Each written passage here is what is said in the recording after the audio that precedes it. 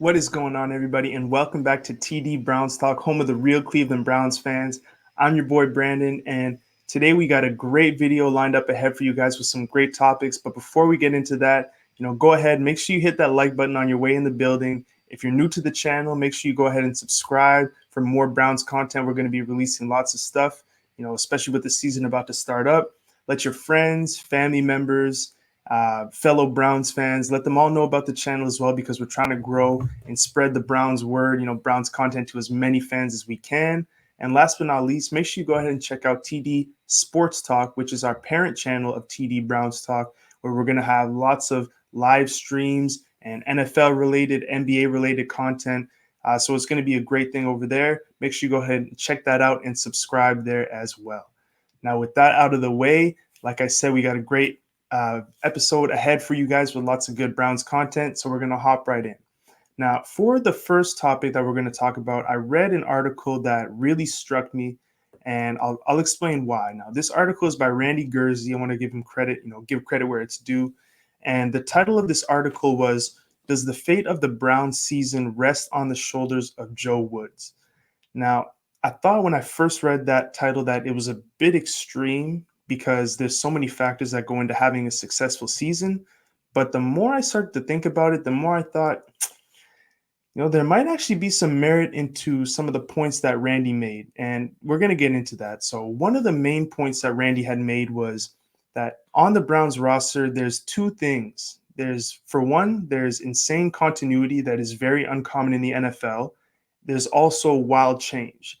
Now, if you could probably guess it, the insane continuity is the offensive side of the ball. The Cleveland Browns are returning all 11 of their starters from the 2020 season, which that doesn't usually happen. There's very few teams that in a given season will be able to return all 11 of their starters from either side of the ball. The Browns were able to do that on the offensive side of the ball, which was their strength. So that bodes very well, and it should give us all a lot of confidence heading into the season. Now, on the flip side of that, though, is that crazy change and not a lot of continuity, which comes on the defensive side of the ball. Now, in the article, he explains that there's a possibility that we could have up to 8 or 9 new starters on the defensive side of the ball out of 11, which is a lot. Now, we probably know that with 99% confidence, we can say Denzel Ward and Myles Garrett will be staying as starters. The other one or two that could potentially be starting is Sion Takitaki and at linebacker. And we could also potentially have Jacob Phillips, returning to be a starter again for the 2021 season. So that's where you get that, 8 to 9 new starters potentially, with guys like John Johnson coming in, Greedy Williams returning, Greg Newsome is back. Our whole defensive interior line is flipped from last season. So there's a lot of change that has happened on that defensive side of the ball. Now, the good news is, while there is a lot of change, a lot of people perceive it as good change on paper. But I want to read you guys one of the quotes from the article that made it really strike a chord with me. And here it is here. So like I just said, the Browns look a lot better on defense on paper. And then I'll start the quote here. So as for the defensive side of the ball, it should look like a whole new unit with 8 projected new starters in the lineup. That formula has plenty of people predicting success, since the offense was so good in 2020 and the defensive additions this year have been well received. And on paper, it looks as though they could be a force. However, and here's where it gets interesting, the game isn't played on paper, which is so true. There's so many times where I'm sure we've all seen a team that brings in a whole bunch of new talent and everyone is predicting them to go to the Super Bowl and be the next big thing, but it falls apart because like he just said, like Randy just said, the game isn't played on paper. So he goes on to say, the game isn't played on paper, and we have all seen draft picks and free agent additions fall all over the league, and especially in Cleveland. Now, we hate to say it, but that has been true in the past. So we can't expect that all of our draft picks and all of our free agent additions are going to pan out. In a perfect world, they will, but it's just the nature of the NFL that sometimes things don't always work out. All right, so that's about all I kind of want to read. Kind of wanted to read from the quote, and so you might be asking, we're talking about Joe Woods here, so why am I bringing up all this stuff? And the main reason is that while we're not sure how these defensive additions are going to come out, we're hopeful that they're all going to be good. They're all going to work out great. Jadeveon Clowney is going to have double-digit sacks, and John Johnson is going to have 10 picks. We can't bank on those things. And a lot of what defensive success comes down to in the NFL is coaching, scheme, and putting guys in the right position. Now, we don't know, like I said, if all these guys are going to pan out, but if we have successful defensive play calling, successful defensive scheming by Joe Woods, and he puts guys in the best position, whether it's the guys we've brought in, whether it's depth pieces, we could have success regardless. So in that sense, that's why I started to think when I was reading the article, he makes a good point that a lot of our season success does lay on the hands of Joe Woods, because these guys could pan out, they could not. We need to have good schemes. We need to have guys in the right positions to succeed. All right. So I want to go over one other thing that gives me confidence. So I know it's a little scary, some of the stuff that I've just said. We don't know if guys are going to pan out. Guys sometimes don't pan out, especially in Cleveland. Some scary things there. One thing that I'm confident in, and that I think that you guys, can take some confidence in as well, is, Joe Woods was a little bit on the hot seat last year. He didn't do that great, which, that sounds like something that could be another thing to be fearful of. But where I take confidence in is the fact that Kevin Stefanski could have let him go. He could have fired him. He could have brought someone else in to be the defensive coordinator. He chose to keep him. Now, the reasons for that, I'm not sure of. I'm not in the meeting rooms with Kevin Stefanski and the GM and upper management with the Cleveland Browns, but I can only assume that if Kevin Stefanski wants him there, he will be there. Kevin Stefanski will most likely, 99% have control of his staff. And I take that to mean that he doesn't see that Joe Woods was the issue. He thinks that Joe Woods can turn it around and put this defense in the position they need to be in to be successful. And Kevin Stefanski, so far, he's made the right calls. He's led us to be very successful. So I don't think anyone is in a position to start doubting his decisions now. And one of his decisions, like I just said, was to bring back Joe Woods. So that gives me some confidence that, moving forward, our defense can pan out and these new additions can be successful contributors. All right, so now on to topic number 2.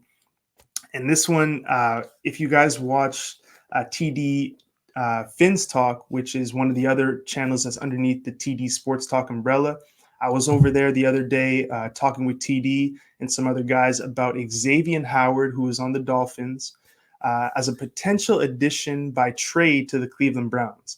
Now, when we talked about it, I was sort of on board. I was about 50-50. I didn't know whether it was the right call because he's a great talent. We do have a question mark at the opposite corner. We know Denzel Ward can play, but in terms of Greg Newsome, we're not sure. You never know how a rookie's going to pan out, like we just talked about. And Greedy Williams, we don't know how he's going to come back from injury.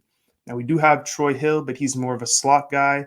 He can play a little bit on the outside, but then you have to fill that slot hole. So we do have somewhat of a need at the cornerback position.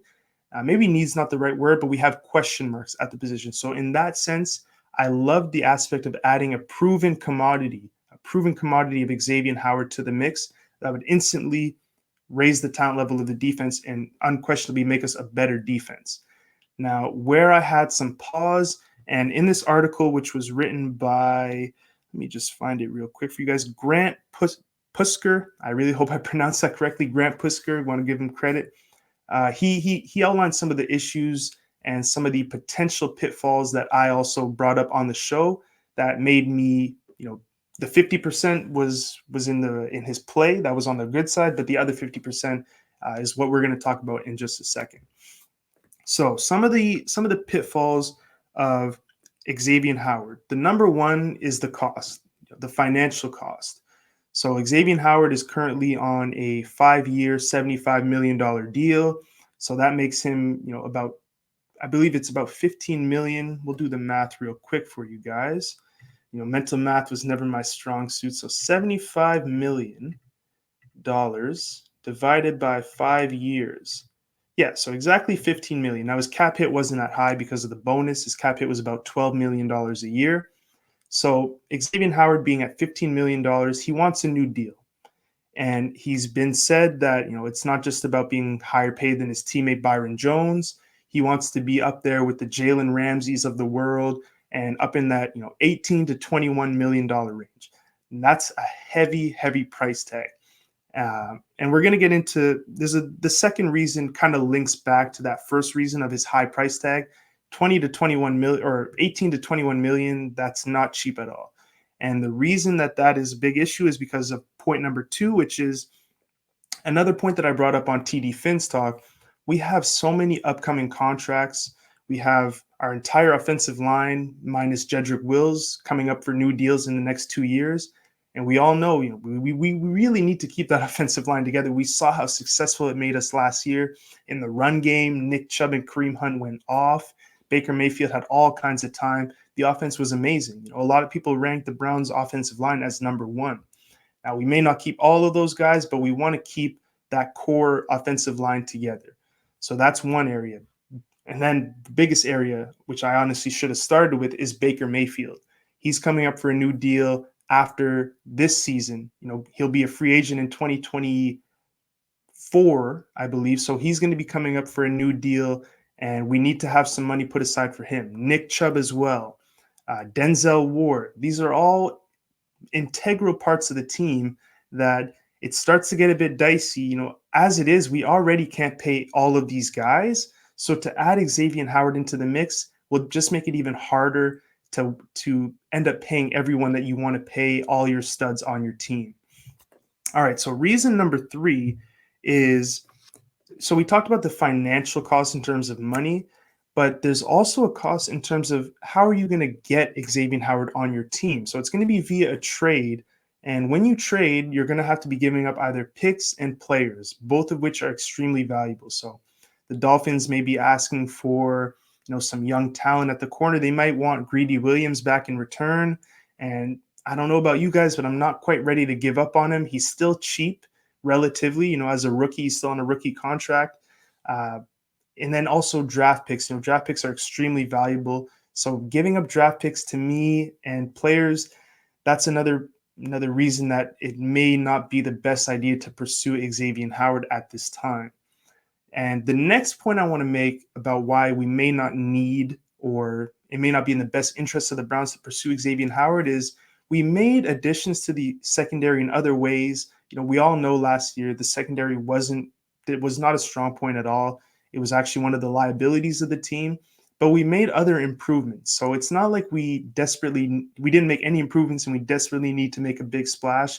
We brought in John Johnson from the Rams to play free safety, who plays at a very high level. Really liked him when he was in LA. And when I saw that he was coming to Cleveland, I was ecstatic, honestly. So we added John Johnson, added Troy Hill as well, who is one of the top nickel corners in the league and can also play outside if need be. So we've added other players, and not to mention, our first round pick, Greg Newsome. So we've added players to the roster, 2 of which are proven commodities in Troy Hill and John Johnson.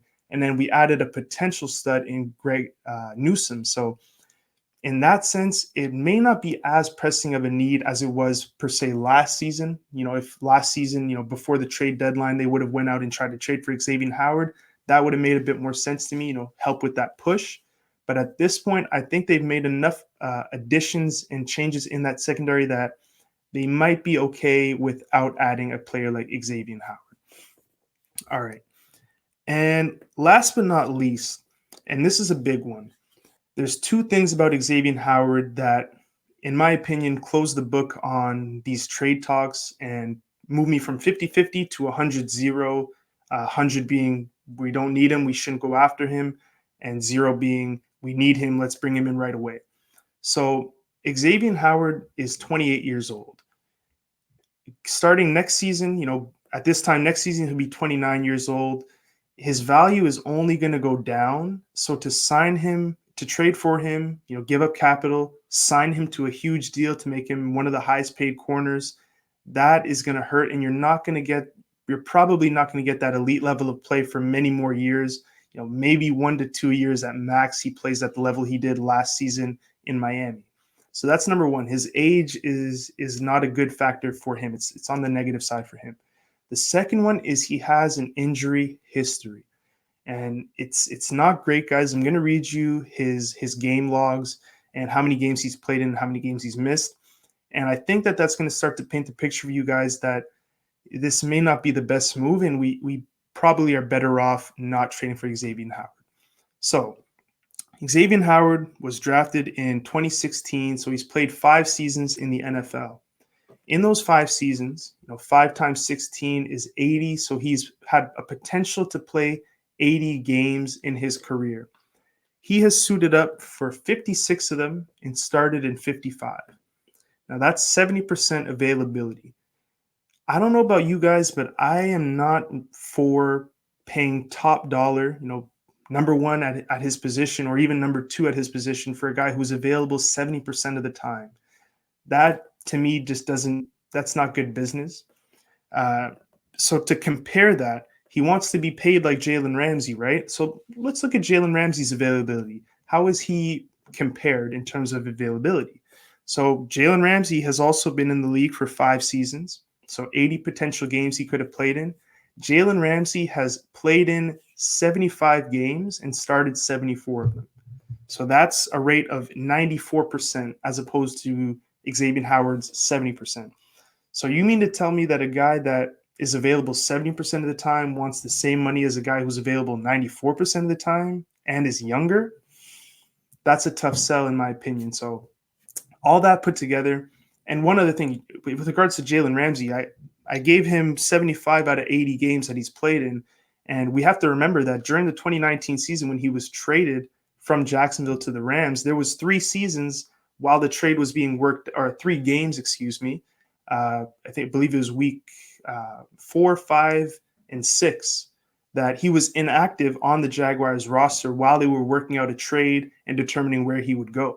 So he was healthy for those games. So really, he could have been in for 78 out of 80 games in his career so far, which is 98%. So really, a guy who is available to play 98% of the time versus a guy who is available to play 70% of the time, to me, you don't pay those guys the same, especially when one guy is 28. So that, in my opinion, closes the book on Xavien Howard. Now, with all that being said, if we go out and trade for him tomorrow, a part of me will still be excited because, like I said, he would instantly improve the roster. It just does carry risks, but those risks will be down the line, so we can worry about that later if he does end up being a Cleveland Brown. All right, so last but not least, we got one more topic to cover today, and that topic is, so we're a week away from training camp as it stands today. This video is going to come out a little bit later, but we're a week away from training camp. Where can our aggressive GM, who he's been aggressive so far, Andrew Berry, where can he be aggressive and improve the roster ahead of training camp? Now, this is an article. Let me see if I can get the name for you guys real quick. Always want to give credit where it's due. Never want to pretend that this content came up off the top of my head. I'm going to give credit where it's due. This was an article by Jared Mueller. Or Mueller, again, apologies if I'm mispronouncing the name. So Jared Mueller wrote this article, and he gave Andrew Berry lots of credit for being aggressive in the right ways and improving the roster, which he has. And the number one area where he points to where that is the case is the offensive line. He brought in Jack Conklin, as we know, and he's proved to be a stalwart at the right tackle position, making our offensive lines one of the top, if not the top offensive line in the league. So, like I said, where can we improve this roster ahead of training camp? And he brought up 3 areas that I'll bring up, and I believe 2 of them make a lot of sense. One of them, I would be confident where we're at right now. So the first one that he brought up, and I completely agree with, is the defensive tackle position. Now, Like most of us know, the Cleveland Browns are in win now mode. If you have any holes at all, you want to get those addressed in camp, whether it be if you need a starter or depth pieces. If you're in win now mode, you want to get those things addressed early in the season, if not before training camp, so that you have the best possible roster to go and get a Lombardi trophy, because we all loved our playoff run last year, getting our first playoff win in so long. But at the end of the day, if you're not hoisting the Lombardi trophy, to me personally as a fan, it's all for naught. So you need to be going all out when you're in that window, which the Browns are in. So defensive tackle, let me read you guys some of the names. We lost Sheldon Richardson, which is a big blow. You know, he was the defensive line's leader last season, had a great year. So losing him hurts. So let me read you guys some of the names we have, and you can let me know in the comment section if you think that we're set. You know, we don't need anyone else. So Elliot Jordan, you know, we have youth. I'll say that. Elliot Jordan, he's 23. Andrew Billings, Tommy Togiai, Malik McDowell, and then there's also we do have Malik Jackson. So Malik Jackson's the only guy out of that group that's, you know, a proven player who's been in the league for a while, you know, provides that veteran presence. But other than that, you know, they're young guys with lots of potential, especially when you look at Elliot Jordan and Andrew Billings, who have a potential, each of them, to start. Those guys have a lot of potential, but it's just that. It's just like the corner position where we have potential, but we don't know if those guys are going to pan out. And if they don't, and that's the reason why we potentially don't win a Super Bowl, we could look back and say, you know, man, it would have been really nice to have added a starting caliber guy. So D tackle, first position on his list, completely agree. Adding a guy that can provide a surefire production rate to that position would be amazing, because then you would have, you know, potential whoever you bring in who can provide good production. Malik Jackson, who you know can give you a little something, and then you have lots of young guys sprinkled in who can learn from those guys, and, you know, at least one of them, maybe more, can potentially be starting caliber players and give you lots of production there as well. So defensive tackle, great need that I could see us addressing before camp. The second position that he brought up was defensive end. And at first thought, I was like, well, is that really that big of a need? But the more I looked at it, it really is. So we have Myles Garrett, who we all know he's one of the best in the league at his position, monster, absolute sack monster at the position. Brought in Jadeveon Clowney as well, who was a former #1 overall pick for a reason. The guy can play. All right. So with him, it's more a matter of staying healthy. But so those are two stud defensive ends. Outside of those guys, it's a lot of question marks. So we did bring in Takk McKinley. That's a question mark. You know, former first-round pick, but hasn't really panned so far. We hope that he pans with us, but we don't know. Joe Jackson, who we picked up from Dallas, has a total of 9 tackles in his entire career. So if that's not unproven, I don't know what is. Cameron Malvo, also have him as well. Porter Gustin, Romeo McKnight. So as you can see, lots of names. None of them are really proven outside of Myles Garrett and Jadeveon Clowney. And some would even go as far as saying Jadeveon Clowney hasn't proven that much for being a #1 overall pick. So all that being said, again, completely agree. I would love for the Cleveland Browns to add a proven depth piece. I don't think we need to go out and break the bank, especially given how expensive the edge position is. But adding, you know, a reliable starter, rotational guy who can come in and give you solid effort, solid pass rush, in my opinion, that would be a great upgrade, a great area where we could add before training camp to make this roster even more prepared to win a Super Bowl, which we all hope he can do. And the last one, and you'll notice these are all defensive positions, and we talked about that a little bit earlier, where we're returning the entire offensive starters, and defense is really where we need to focus. So this last position is the linebacker position, and this is the one where I sort of disagree, and I'll explain why. So when you look at the linebackers that we have on the roster, I personally, for this season, I'm comfortable where we are. If we're talking about moving forward, you know, adding, you know, a younger depth piece that can grow and learn and potentially start down the road, Now that I would be on board with because it'd be a bit cheaper. But in terms of adding a stud that can play now, I'm confident where we are with this linebacker core right now. We have Sion Takitaki, who we saw last year. We know he can play. There's Jacob Phillips, very young, talented kid. Love to see what he'll be able to do in the future as well. Brought in Anthony Walker from the Colts. Mac Wilson, still sort of waiting for him to pan out. But then we also have some nice depth pieces in Malcolm Smith, who has been in the league. You know, he's a proven guy who can get it done. And then we also added JOK, Jeremiah Owusu-Koramoah, who he could actually potentially end up starting on this roster. He has that kind of potential. Great speed, great athleticism. So that's 6 names right there that, to a point, with those 6 names, I'm confident where the Browns are. I think that we can be okay with those 6 guys.